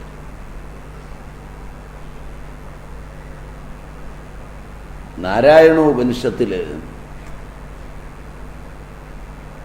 നാരദ പരിവ്രാജക ഉപനിഷത്തില് ഒക്കെ പറയുന്നു. നാരദ പരിവാചകോപനിഷത്തിലും നാരായണ ഉപനിഷത്തിലും ഒക്കെ, നാരദ പരിവാചക ഉപനിഷത്താണ് നോക്കുന്നതെങ്കിൽ 2:79 എനിക്ക് തോന്നുന്നത് ശ്ലോകസംഖ്യ. ചിലപ്പോൾ അല്പമൊക്കെ അങ്ങ് മാറിപ്പോയാൽ ഓർമ്മ കുറച്ച് കുറഞ്ഞു പോയി എന്ന് കരുതിയാൽ മതി.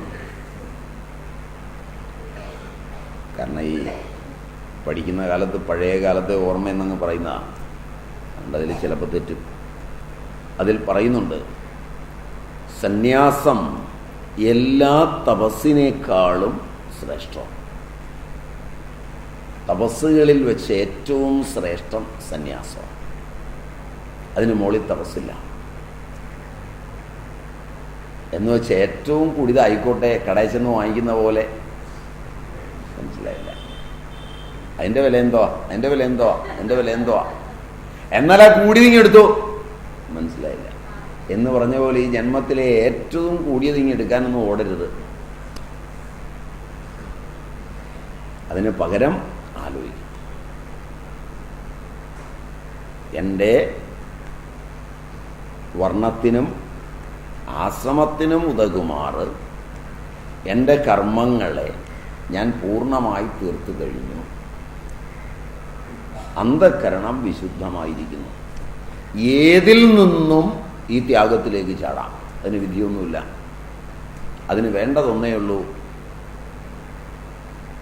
വിവേകം വേണം, വൈരാഗ്യം വേണം, ശമാധിഷക്ക സമ്പത്തി വേണം, മുമുക്ഷുത്വം വേണം. ഇതാണ് അതിൻ്റെ പ്രീ റിക്വസിറ്റ്സ്.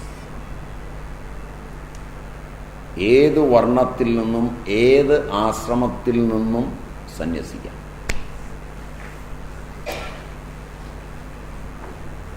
ക്രമമായി നിങ്ങളുടെ വാസനകളെ പരിത്യജിച്ച് ശാന്തഭൂവിൽ പ്രവൃത്തിമാർഗം വഴി നിവൃത്തിയിലെത്തണമെങ്കിൽ മാത്രമാണ് മറ്റേ വിധിയുള്ളൂ. ഇത് വിധിക്കൊക്കെ അതീതമാണ്. പക്ഷെ ഇത് അവസാനത്തെ ചാട്ടമാണ്. അതുകൊണ്ട് ശ്രദ്ധിച്ച് ചാടണം. പിഴച്ചാലും പേടിക്കണ്ട, ചാട്ടം പിഴച്ചാലും പേടിക്കേണ്ടതാണ്. യോഗത്തിന്റെ ഈ ഭൂമികയിലൂടെ പോകുമ്പോൾ ചാട്ടം പിഴച്ചു എന്ന് വിചാരിച്ച് ചാടാത്തവരെക്കാൾ മോശമൊന്നും ആവില്ല. ചാട്ടം പിഴച്ചാലും ചാടുന്നത് വരെ പ്രയത്നിച്ചത് വൃഥാവിലാവില്ല. സ്വൽപ്പം അല്പസ്യ ധർമ്മസ്യ ത്രായതു മഹതോ ഭയ. അതുകൊണ്ട് പേടിക്കണ്ട. ചാടി നോക്കി എത്തിയില്ല, ചാടിയിടത്തോളം എത്തി.